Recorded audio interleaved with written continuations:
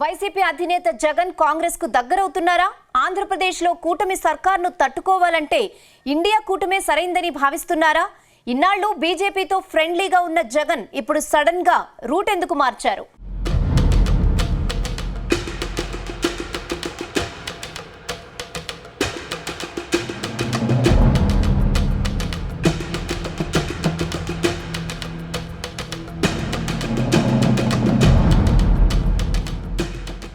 ఆంధ్రప్రదేశ్లో కూటమి సర్కార్ను ఎదుర్కొనేందుకు వైసీపీ అధినేత జగన్ పావులు కదుపుతున్నట్లు తెలుస్తోంది.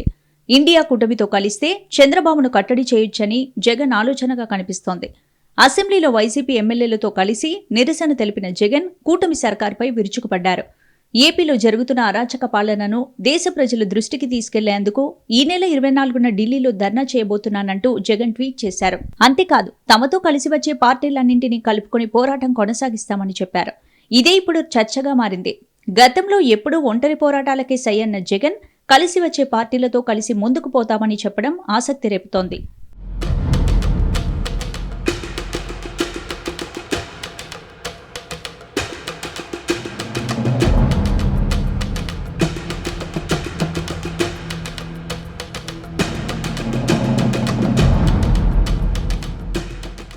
అయితే ఈ ధర్నాకు ఎన్డీఏ కూటమి పక్షాల్ని వైసీపీ ఆహ్వానించలేదు.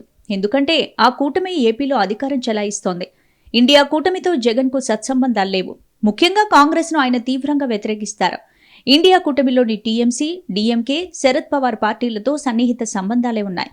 బీజేపీతో జగన్ చెట్టాపట్టాలేసుకుని తిరుగుతుండడం వల్ల ఆయనతో ఆ పార్టీలు కలిసొచ్చేందుకు ఏ మేరకు ఆసక్తి చూపుతాయనేది ఆసక్తికరంగా మారింది. గతంలో ఎప్పుడైనా జగన్ ఇతర పార్టీలకు కష్టం వచ్చినప్పుడు అండగా నిలిచిన దాఖలాలు లేవు. పైగా మోడీకి మద్దతుగా 1-2 సందర్భాల్లో కాంగ్రెస్ నాయకుల్ని విమర్శించడానికి జగన్ వెనుకాడలేదు. అందుకే జగన్ చేపట్టే ధర్నాకు ఇతర పార్టీల రాకపై ఉత్కంఠ నెలకొంది.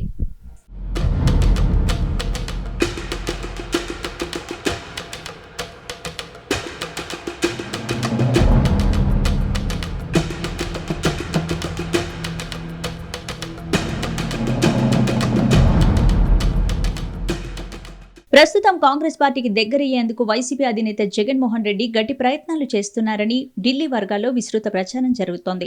ఆల్ పార్టీ మీటింగ్లో విజయసాయిరెడ్డి ప్రత్యేక హోదా కావాలని అడిగారంటూ కాంగ్రెస్ సీనియర్ నేత జైరాం రమేష్ గొప్పగా చెప్పడం ఇందుకు బలం చేకూరుస్తుందని అంటున్నారు. మరోవైపు గతంలో రాహుల్ గాంధీని ఘోరంగా అవమానిస్తున్నట్లు ట్వీట్స్ పెట్టిన విజయసాయిరెడ్డి ఇప్పుడు పల్లెత్తు మాట అనడం లేదు. వరుసగా జరుగుతున్న పరిణామాలతో కాంగ్రెస్తో జగన్కు దోస్తీ కుదిరే అవకాశాలున్నాయని చర్చ సాగుతోంది.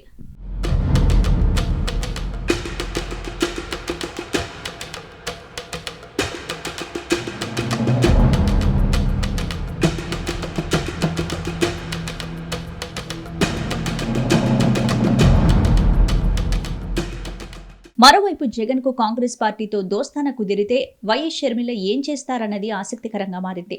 ఈ నిర్ణయాన్ని షర్మిల స్వాగతిస్తారా లేదంటే వ్యతిరేకిస్తారా అనేది త్వరలో తెలియనుంది. ఒకవేళ కాంగ్రెస్ నిర్ణయాన్ని షర్మిల వ్యతిరేకించి బయటకు రావచ్చనే టాక్ కూడా వినిపిస్తోంది.